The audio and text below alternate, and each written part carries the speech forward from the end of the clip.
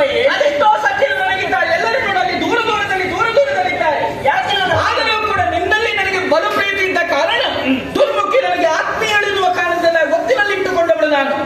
ನನಗೇನೆಲ್ಲ ಬೇಕು ಅದೆಲ್ಲವನ್ನ ನನಗೆ ನಾನು ಒದಗಿಸಿದವಳಿದ್ದೇನೆ. ಆಭರಣವಾಗಲಿ, ವಸ್ತ್ರವಾಗಲಿ, ಉಣ್ಣುವುದಕ್ಕಾಗಲಿ ಯಾವುದಕ್ಕೂ ಕೂಡ ಇಷ್ಟರವರೆಗೆ ನಾವು ಕೊರತೆಯನ್ನು ಮಾಡಿದವಳಲ್ಲ. ಆದ್ರೂ ನಿನಗೆ ನನ್ನ ಸಂತೋಷವನ್ನ ಕಾಣುವುದಕ್ಕೆ ಅದಕ್ಕೆ ನನಗೆ ತಲೆ ಬಿಸಿ ಆದ. ಯಾಕೆ ನಿಮಗೆ ಸಿಗದಿದ್ರೆ ಮತ್ತೆ ನನಗೆ ಸಿಗ್ತದಮ್ಮ. ಒಂದಾದಂತಹ ತುಟಿ ಎಲ್ಲಾದ್ರೂ ಜಾಗ್ರತೆ. ಇನ್ನೊಂದು ಮಾತಾಡಿದ್ರೆ ಹಲ್ಲರ ಉದಿಸಿಯನು ನಾನೀಗ.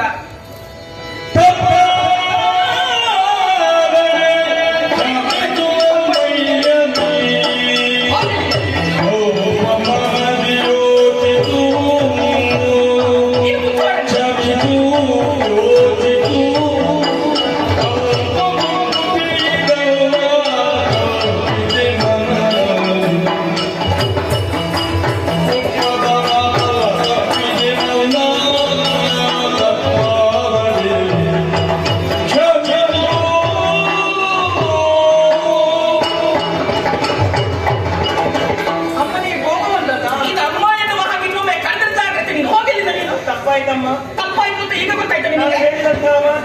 ಬೇಸರ ಆದ್ರೆ ಕ್ಷಮಿಸಬೇಕು. ನಾನು ಬೇಸರ ಆಗದೆ ಇರುವುದಕ್ಕೆ ಯಾವನ್ನ ಆಡಿದ್ದೆ ಎನ್ನುವ ಹಾಗೆ ಬೇಕಲ್ಲ ನೀವು? ಏನು ಯಾಕೆ ಒಳಿತನ್ನೇ ನಾನು ಬಯಸುವವಳಲ್ಲ. ಯಾವತ್ತೂ ಯಾವ ವಿಷಯವನ್ನು ನನ್ನಲ್ಲಿ ಕೇಳದೆ ನೀವು ಮಾಡುವುದಿಲ್ಲ. ಈ ವಿಷಯದಲ್ಲಿ ನೀವು ತಪ್ಪಿದ್ರಮ್ಮ. ಅದನ್ನು ಹೇಳಿದ್ದು ನಾವು. ಓ ದೇವರೇ, ಏನು ಆಹಾ ನಿನ್ನ ಅಹಂಕಾರವೇ. ಯಾಕೆ ನಿನ್ನಲ್ಲಿ ಕೇಳಿ ನಾವು ಎಲ್ಲ ನಿರ್ಧಾರವನ್ನು ತೆಗೆದುಕೊಳ್ಬೇಕಾ? ಒಂದು ಮಹಾರಾಣಿಯಾದವಳು ಸಖಿಯಲ್ಲಿ ಕೇಳಬೇಕಾ ವಿಚಾರಗಳನ್ನ? ಅವ ಯಾವತ್ತು ನನ್ನಲ್ಲಿ ಕೇಳುವುದಲ್ಲಮ್ಮ. ಅದಕ್ಕೆ ಎಲ್ಲಾ ವಿಚಾರವನ್ನು ಕೇಳ್ತೀನಿ ಎನ್ನುವ ಹಾಗೆ ನೀನು ಹೇಗೆ ಭಾವಿಸಿಕೊಂಡೆ?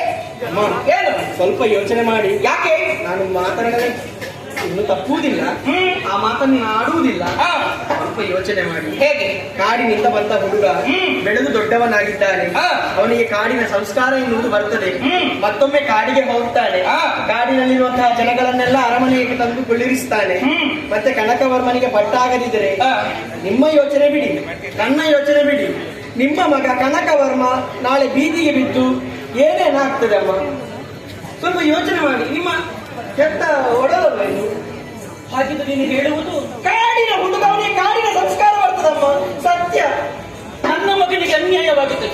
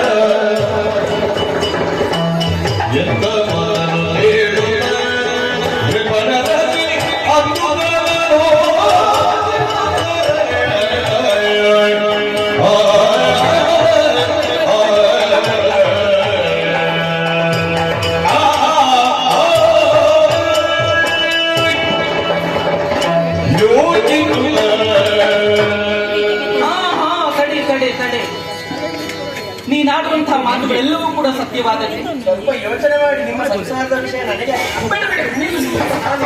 ಹೇಳುವುದು ಯಾಕೆ?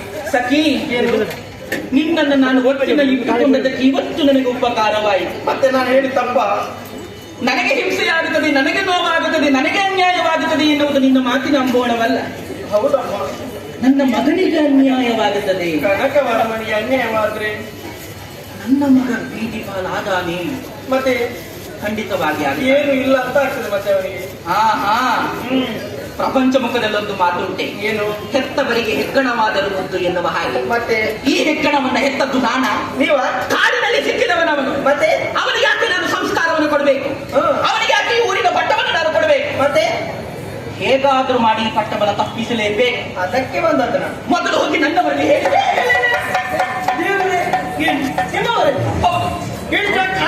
ಅವರೇ ಇಷ್ಟಕ್ಕೆಲ್ಲ ಕಾರಣ ಅವರು. ಏನು? ನಮ್ಮಲ್ಲಿ ಯಾವುದೇ ಒಂದು ವಿಚಾರವನ್ನು ಹೇಳಿದ್ರೆ ಪಟ್ಟ ಎನ್ನುವ ಹಾಗೆ ಆಡ್ತಾ ಇದ್ದಾರೆ.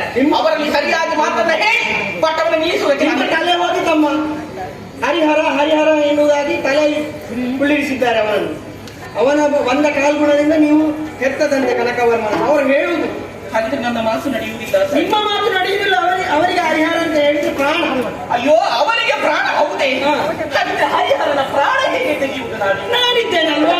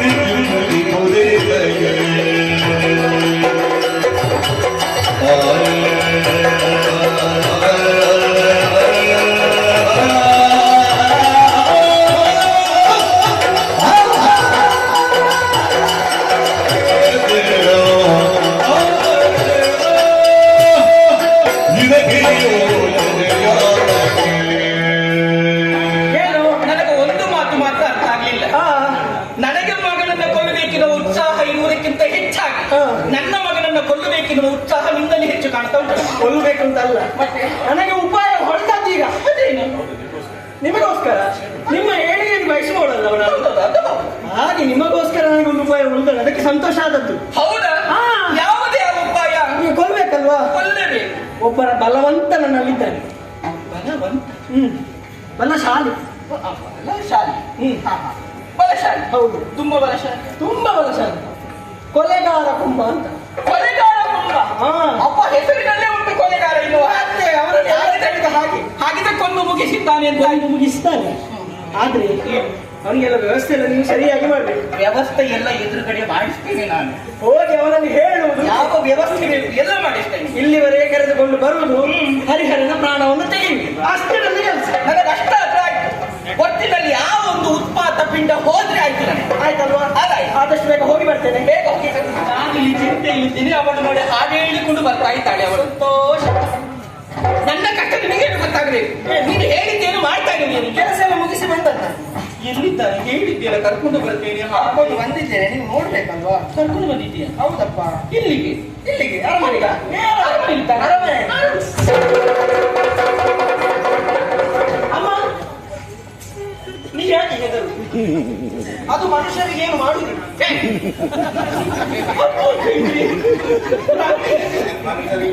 ಅದು ಮನುಷ್ಯರಿಗೆ ಏನು ಮಾಡುವುದಿಲ್ಲ. ಅಲ್ಲ, ಅವರೇ ಕೊಲೆ ಮಾಡುವರು. ನೀನು ಸುಮ್ಮನಿದ್ದೆ. ನೀನು ಯಾಕೆ? ಅವರನ್ನ ನೋಡಿದ್ರೆ ಮಾನಸಿಕ ರೋಗಿಯ ಹಾಗೆ ಕಾಣ್ತಾ ಇದ್ದಾನೆ. ಮಾನಸಿಕ ಅಸ್ವಸ್ಥನ ಹಾಗೆ ಕಾಣ್ತಾ ಇದ್ದಾನೆ. ಹೋಗಿ ಹೋಗಿ ಇವನನ್ನ ಒಂದು ಕೊಲೆ. ಯಾರ್ಯಾರನ್ನೆಲ್ಲ ಕರ್ಕೊಂಡು ಬರ್ಬೇಕಿರೋದು ಗೊತ್ತೇ ಇಲ್ಲ. ಕೊಲೆ ಮಾಡ್ತಾರಮ್ಮ. ಯಾರು? ಹೌದು. ಎಲ್ಲಿಯೋ ಬೂದಿ ಹೊಂಡದಿಂದ ಬಿಟ್ಟು ಕೊಲೆ ಮಾತಾಡಿ. ಅವ್ನು ನಿಂತ ಶೈಲಿ ನೋಡು. ಕೊಲೆ ಮಾಡುವರ ಕೊಲೆ ಮಾಡೋರು ಹೇಗೆ ಹೀಗೇನೆ ಯಾವಾಗಲೂ ಹೌದಾ? ಹೀಗೆ ಹೀಗೆ ಮಾಡ್ತಾ ಇರ್ಬೇಕು. ಕೊಲೆ ಮಾಡುವವರು ಹೇಗಿರ್ತಾರೆ? ಹೇಗಿರ್ತಾರೆ? ದೂತಿ ದೇಹದವರು ಕಷ್ಟಪಷ್ಟವಾಗಿರ್ತಾರೆ ಎನ್ನುವ ಹಾಗೆ ನನ್ನ ಭಾವನೆ ಇರ್ತಾರೆ. ಕೊಲೆ ನೋಡ್ಲೇವೆ. ಕೊಲೆ ಮಾಡುವವರು ಹೀಗೆ ಇರೋದೇ ಇಲ್ಲ. ಮತ್ತೆ ಕೊಲೆ ಮಾಡುವವರು ಹೀಗೆ ಅವರು ಮಾಡಿದ್ಮೇಲೆ ನಂಗೆ ಭಯಂಕರ ತಲೆ ಬಿಸಿ ಇವನು ಕೊಲೆ ಮಾಡಿದ್ದ ಮಾರೆ ಹಾಗೆ ಆಗ್ತದೆ ಗೊತ್ತುಂಟಾ? ಹೌದಾ? ಮತ್ತೆ ನನಗೆ ಗೊತ್ತೇ ಇಲ್ಲ. ಆಹಾ. ಅಯ್ಯೋ ಎಂತ? ಏನು ಕೂದಲಿಲ್ಲ ಹಾಗಾಗದು. ಯಾವುದು? ಇದು ನಂದೆ. ಅವ್ರಿಗೆ ಗೊತ್ತಿಲ್ಲ ಹಾಗಲ್ಲ ಮುಂದೆ ವಿಕಾರ ದೇಹದಿಂದ ಬಂದಿದ್ದೀವಿ. ನಾನು ಕೊಲೆಗಾರ ಕುಂಬ. ಕುಂಬ ಇವರೇ ಸತ್ಯವನ್ನು ನಿಮ್ಮ ನನ್ನಾಡೆ ಹಾಕಿ ಕಾಯ್ಬೇಡ ನೀನು. ಕೊಲೆ ಮಾಡುದು ಹೌದಲ್ಲ? ಕೊಲೆ ಮಾಡುದು ಹೌದು. ಮುಂದೆ ಬೇಡ ಹೇಳು. ಇದು ಸ್ವಲ್ಪ ನಿಧಾನ ಮಾತಾಡಬೇಕು. ನಿಧಾನವೇ ಪ್ರಧಾನ. ಯಾಕಂದ್ರೆ ಇಲ್ಲಿ ಕಂಬಗಳಿಗೂ ಕಿವಿ ಉಂಟು. ಇರ್ಬೋದು. ಯಾರಾದ್ರೂ ಕೇಳಿಸಿಕೊಂಡ್ರೆ ಮಗ ಸಾಯುವುದಕ್ಕಿಂತ ಮೊದಲು ಅಮ್ಮ ನಾನು ಸಾಯ್ಬೇಕಾಗುತ್ತೆ. ಹೇಳಿ ಎಲ್ಲ ಹೇಳಿ ಮೆಲ್ಲ ಹೇಳಿ. ಹಾಗಾಗಿ ನನ್ನ ಮಗ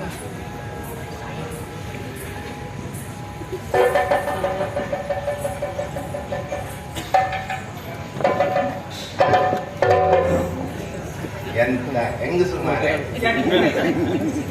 ಎಂತ ಹೇಳಿದ? ಅವ್ರು ಹೇಳಿದ್ ಗೊತ್ತಾಯ್ತಾ? ಏನು? 2 ಜನ ಇದ್ದಾರೆ, ಹಾ. ಅಲ್ಲಿ ಹೋಗಿ ಅರ್ಧ ತೆಗೆದುಕೊಳ್ಬೇಕು. ಮತ್ತೆ ಆ ಮನುಷ್ಯ ಯಾವಾಗಲೂ ವ್ಯಾಪಾರ ಇಲ್ಲ ಹೇಳ್ತಾ ಇತ್ತು ಮಾತ್ರ. ಈ ತರ ಹೆಂಗಸರು ಕುಡಿದ್ರೆ ಮಾತ್ರ ವ್ಯಾಪಾರ ಇಲ್ಲ ಕೂತ್ಕೊಳ್ತದ. ಹಾಗಾದ್ರೆ ಹೇಳಿ ಅವನಿಗೆ. ಎಂತ ಹೇಳಿದ್ರು? ಯಾರಿಗೂ ಗೊತ್ತಾಗಬಾರ್ದು ಒಳಗೆ ಮಗ ಇದ್ದಾನೆ, ಅವನನ್ನು ಕೊಲ್ಲಬೇಕು ಅಂತ ಹೇಳಿದ್ರು. ಹೌದು. ಆಮೇಲೆ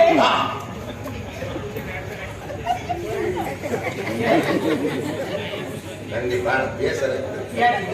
ಅವ್ರು ಎಂತ ಹೇಳಿದ್ರು ಗೊತ್ತುಂಟು? ಎಂತ ಹೇಳಿ? ಅದು ಅರ್ಧ ತೆಗೆದುಕೊಳ್ತಿದ್ರೆ ತೊಂದರೆ ಇಲ್ಲ, ಒಳಗೆ ಬೇಯಿಸುವ ಹೇಳು. ಯಾಕೆ 12 ಗಂಟೆ ಅಂತ ಎಲ್ಲ ಬೇಯಿಸುವುದು? ಮತ್ತೆ ಮಾಡಬೇಕಾದ ವ್ಯವಸ್ಥೆಗಳೆಲ್ಲವನ್ನು ಸರಿಯಾದ ರೀತಿಯಲ್ಲಿ ಮಾಡಿಸುತ್ತೇನೆ ಅಂತ ಹೇಳಿ. ಮಾಡಿಸಿದ್ರೆ ನಾನು ಹೇಳಿದ್ದು ನೀವು ಕೊಡ್ತೀರಿ. ಹೌದು. ಆದೀತು. ಆದರೆ ನನ್ನ ಕೊಲೆ ಮಾಡುವುದಕ್ಕೆ ಕೆಲವು ವೇಳಾಪಟ್ಟಿಗಳಿದೆ, ಪಟ್ಟಿ ಇದೆ. ಹೇಳಿಲ್ವನ? ನೋಡು, ನಂದು ಕಾಲ್ ತೆಗೆದಕ್ಕೆ 50,000, ಕೈ ತೆಗೆದಕ್ಕೆ 75,000, ಸೊಂಟ ತೆಗೆದಕ್ಕೆ 1 ಲಕ್ಷ, ಜೀವ ತೆಗೆದಕ್ಕೆ 2 ಲಕ್ಷ, ಹಾಗೆ ಬೆರಳು ತೆಗೆದಕ್ಕೆ 10,000. ಉಗುರು ಇದು ಉಗುರು ತೆಗಿಲಿಕ್ಕೆ ತಂದಲ್ಲ. ಹಾಗಲ್ಲ, ಒಂದು ಮಾತು ಹೇಳಿದಷ್ಟೇ ನಾನು. ಉಗುರೆಲ್ಲ ನಾವು ತೆಗೆಯುವುದಿಲ್ಲ. ಮತ್ತೆ ಉಂಟು 80 ವರ್ಷ ಆದ್ರೆ 10,000 ರೂಪಾಯಿ ಕೊಡ್ತೇನೆ ನಾನು. 80 ವರ್ಷ 10,000ದಲ್ಲಿ ಕೊಡ್ತೇನೆ. ಹೇಗಂತ? ಎಲ್ಲಾದ್ರೂ 50 ವರ್ಷದವರಾದ್ರೆ 50,000ದಲ್ಲಿ ಕೊಡ್ತೇನೆ. 30 ವರ್ಷದವರು 1.5 ಲಕ್ಷ, 20 ವರ್ಷದಾದ್ರೆ 2 ಲಕ್ಷ. ನಿಮ್ದೆಷ್ಟು? 3 ಲಕ್ಷ ಕೊಡ್ಬೇಕು. ಅಲ್ಲ, ಒಂದು ಅನುಮಾನ ನನಗೆ. ಈ 80ಕ್ಕೆ ಯಾಕೆ 10,000? 80ಕ್ಕೆಲ್ಲ ಕತ್ತಿ ಬೇಡ, ಕಾಲು 80 ಹೀಗೆ ಮಾಡಿದ್ರೆ ಅಷ್ಟೇ, ಅಲ್ಲಿಗೆ ಆಗ್ತದೆ. ಇದಕ್ಕೆಲ್ಲ ಸ್ವಲ್ಪ ಕಷ್ಟ ಉಂಟು. ಕಡಿಮೆ ಮಾಡಬೇಕು ನೀವು ಮಾತ್ರ. ಯಾರಿಗೂ ಗೊತ್ತಾಗದಂತೆ ಮಾಡುವ ಕೆಲಸ ಇಲ್ಲ. ಸ್ವಲ್ಪ ಕಡಿಮೆ ರಿಯಾಯಿತಿ ಮಾಡಬೇಕು. ಎಂತದ ನಾನಿಲ್ಲಿ ಬುಧವಾರ ಸಂತೆಗೆ ತರಕಾರಿ ಎಂತ ಇದು 1 ಲಕ್ಷ ಕೊಲೆ ಮಾಡುದಂತೆ 3 ಲಕ್ಷ ಎಲ್ಲ ಕೊಡ್ಲಿಕ್ಕೆ ಆಗ್ತದೆ? ಕೊಡ್ಲೇಬೇಕು, ಕಡಿಮೆ ಆಗುದಿಲ್ಲ. ಈಗ ಕೊಲೆ ಮಾಡಿದ ಮೇಲೆ ಎಂತ, ಈಗ ಕೊಲೆ ಮಾಡಿ ಕಡ್ದಾದ್ಮೇಲೆ ತುಂಡು ಮಾಡಿ ಕೊಡ್ಬೇಕ ನಿಮ್ಗೆ? 1 ಕಿಲೋದಲ್ಲಿ 30 ತುಂಡು ಮಾಡಿ ಕೊಡ್ತೇನೆ. ಮಾಡ್ಬೇಕು. ನಾನು ಪ್ರಾಣಿಗಳನ್ನು ತುಂಡು ಮಾಡಿ ಮಗನನ್ನ ಸಾಯಿಸಬೇಕು. ಅಲ್ಲ, ಕೇಳಿದ ಕೊಚ್ಚಿ ಕೊಂದು ಬರ್ಬೇಕಂತ ಹೇಳ್ತಾರೆ ಕೆಲವು. ಈಗ 3 ಲಕ್ಷದಲ್ಲಿ ಕಡಿಮೆ ಮಾಡ್ಲಿಕ್ಕೆ ಆಗುದಿಲ್ಲ. ಇಲ್ಲ ಕಡಿಮೆ ಮಾಡ್ಲಿಕ್ಕೆ ಆಗುದಿಲ್ಲ. ನಿಮಗೆ ಊಟ ಉಪಹಾರ ಎಲ್ಲ ನಾವೇ ಕೊಡ್ತೇವೆ. ರಿಯಾಯಿತಿ ಮಾಡಿ ಸ್ವಲ್ಪ. ಊಟ ಚಾ ತಿಂಡಿ ಕೊಟ್ಟು ನೀವು ಎಷ್ಟು ಕೊಡ್ಬೇಕು? ಇಲ್ಲಿ ಉತ್ತರ ಪ್ರದೇಶದವರು ಇದ್ದಾರೆ, ಅವರಿಗೆ ಊಟ ಚಾ ಕೊಟ್ಟು 700 ಕೊಡ್ತಾರೆ. ನನಗೆ ಒಂದು 800 ಆದ್ರೂ ನೀವು ಕೊಡ್ಬೇಕು. ಯಾವುದು ಎಂತ ನಾನು ನಿಮ್ಮ ಮಾತಾಡಿ ಕೂಡ ಉಳಿಸಲಿಕ್ಕೆ ಬಂದ ಕೊಲೆ ಮಾಡ್ಲಿಕ್ಕೆ ಈ ರಾಣಿ ಸ್ವಲ್ಪ ಹೊತ್ತಿನ ಮೇಲೆ ಇದು ಹೇಳ್ತಾರೆ, ಇದು ಕತ್ತಿಯನ್ನು ನಾವೇ ಸಾಣೆ ಹಾಕಿ ಕೊಡ್ತೇವೆ, 500 ರೂಪಾಯಿಗೆ ಕಡ್ದು ಬನ್ನಿ ಹೇಳ್ತಾರೆ. ಯಾರಡ್ಡಿ ಒಪ್ಪೆ ಒಂದು ಹಾಕಬೇಕು. ಏನಿದ್ರು ಕೂಡ ನಿಮಗೆ ವ್ಯವಸ್ಥೆ ಹಣದ್ದಲ್ವಾ? ಮುಂಗಡ ಬೇಕು. ಬಂಡವಾಗಿದ್ದು ನಿಮ್ಮದು ರಾಜರಿಗೆ ಗೊತ್ತಾದ್ರೆ ಮತ್ತಿನ್ನೇನು ಮಾಡುದು? ಈಗ ನಾನು ಮುಂಗಡ ಕೊಡ್ಬೇಕಲ್ಲ, ಏನ್ ಮಾಡುದು? ಮುಂಗಡ ಬೇಕು.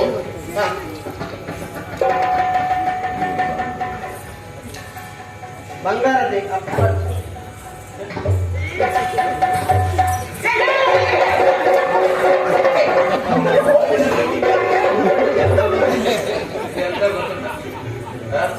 ಶುದ್ಧ ನೀವು ಹೇಳುದು ದೊಡ್ಡವರಿಗೆ ಬಂಗಾರ ಗುಲ್ಗ ತುಂಬಾ ಹಾಕೊಳ್ತಾರೆ ಕತ್ತಲ್ಲಿ, ಅದರಲ್ಲಿ ಇರುವುದು ಒಪ್ಪದು ಒಂದೇ. ಉಂಗುರ ಕೂಡ 10 ಬೆರಳಿಗೆ 10 ಉಂಗುರ ಹಾಕ್ತಾರೆ, ಅದು ಬಂಗಾರದ ಒಂದೇ ಇರುದು, ಮತ್ತೆ 9 ಒಪ್ಪದ್ದು. ಬಂಗಾರ ಹಾ? ಬಂಗಾರ ಆಯ್ತು ಬಂಗಾರ ನೀವಲ್ಲಿ ಕುಳಿತು ಕರೀರಿ ಕರೀರಿ. ಮಗನೇ ಹರಿಹರ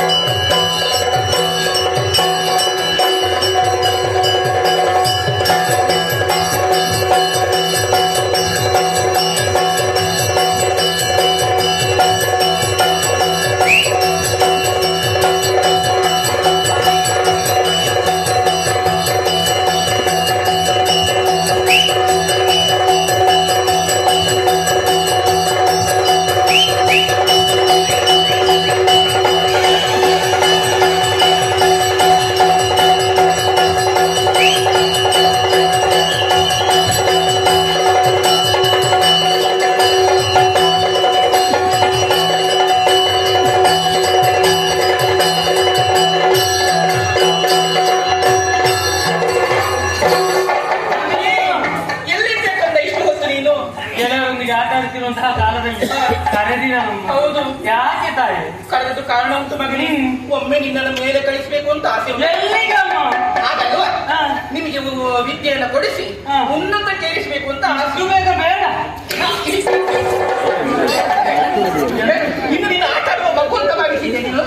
ಹೌದದು ಯಾರು ಹೌದು? ಸಣ್ಣ ಮಗು ನಾನು. ನಿನ್ನ ನೀನೆ ನೋಡುವಾಗ ಗೊತ್ತಾಗ್ತದೆ ನನಗೆ. ಈ ಹೊಡೆಯುವುದೇ ಕಾರಣ ಉಂಟು ಮಗನೇ. ಅಮ್ಮ ಕಷ್ಟಪಟ್ಟು ನಿನಗೊಂದು ಗುರುವನ್ನು ಹುಡುಕಿಕೊಂಡು ಕರೆದುಕೊಂಡು ಬಂದಿದ್ದೆ ನಾನು. ಯಾಕೆ ಬೇಡಿತ್ತು? ಬೇಡ ಇತ್ತಲ್ಲ, ಇದು ಬೇಡ. ಬೇಕು ಬೇಕು ಬೇಕು ವಿದ್ಯೆ ಕಲಿಬೇಕು ನೀನು. ನೀನು ಗುರು ನೋಡ್ಬೇಕಲ್ಲ ನಿನಗೆ. ಇದು ಯಾವ ಗೊಂಬೆ? ಅವರನ್ನು ಚಳಿ ಕುಳಿತುಕೊಳ್ಳುವುದಕ್ಕೆ ಹೇಳ್ಬೋದು. ಹರಿಹರ, ಅದು ಮನುಷ್ಯರಿಗೆ ಏನು ಮಾಡುದಿಲ್ಲ.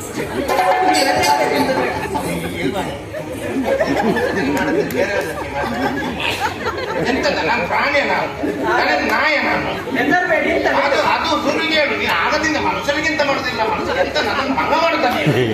ಕೊಲೆಗಾರ ಕುಂಭ ಮಗನೇ, ನಿನಗೆ ಅವರನ್ನು ನೋಡುವಾಗ ಹೆದರಿಕೆ ಆಗುತ್ತದೆ. ಅದು ಕಾರಣ ಉಂಟು. ಮೊನ್ನೆ ಜಾತ್ರೆಯಲ್ಲಿ ಕೂಡ ನೋಡಿದ್ದೆ. ಅದಲ್ಲ, ಅವರನ್ನು ನೋಡುವಾಗ ನಿನಗೆ ಮಾನಸಿಕ ರೋಗಿ ಹಾಗೂ ಒಂದು ರೋಗಿಷ್ಠನ ಹಾಗೂ ಒಂದು ಮಾನಸಿಕ ಸ್ಥಿತಿಯಲ್ಲಿರುವವರ ಹಾಗೆ ಹಾಗೆ ಬಂತಾರೆ. ಕಾಣುತ್ತದೆ. ಭಿಕ್ಷುಕ ಅಂತ ಸೇರಿಸ್ಬಿಡಿ. ಅಲ್ಲ, ಒಪ್ಪಿಕೊಂಡು ಅವ ಖಾಲಿ ಒಂದು ಹೇಳಿದ್ದು, ನೀವು 5 ಸೇರಿಸ್ಬಿಡಿ. ನೀವೊಂದು ಹೊಗಳುದ ಅಂತ ತೆಗೊಳ್ಳುದ ಯಾವ ಆಗಲ್ಲ. ನೀವು ಆದ್ರೂ ಅವರೆಲ್ಲ ಹಾಗೆಲ್ಲ ಹೇಳಬಾರದು ಮಗನೇ. ನಿನಗೆ ಗುರುಗಳಲ್ವಾ? ನಾನು ಹೋಗುದಿಲ್ಲ ಅಮ್ಮ. ಆಶೀರ್ವಾದವನ್ನು ನಾನು ಹೋಗುದಿಲ್ಲ. ಆಶೀರ್ವಾದ ಮಾಡ್ಕೊ. ನಾವು ಕತ್ತಿ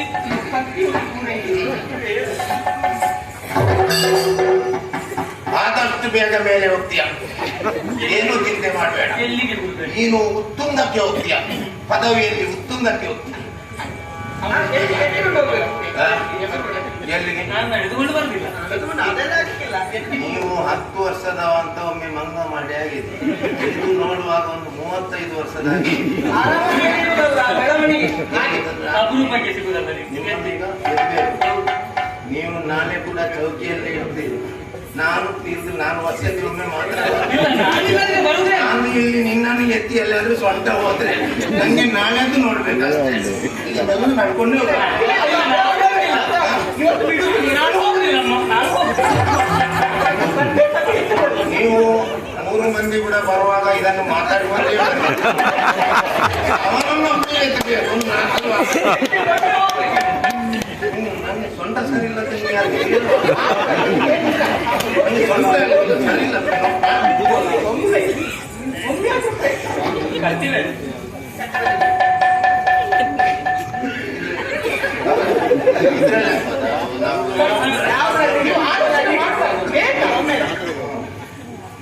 ಬಿಡ್ಲಿಕ್ಕೆ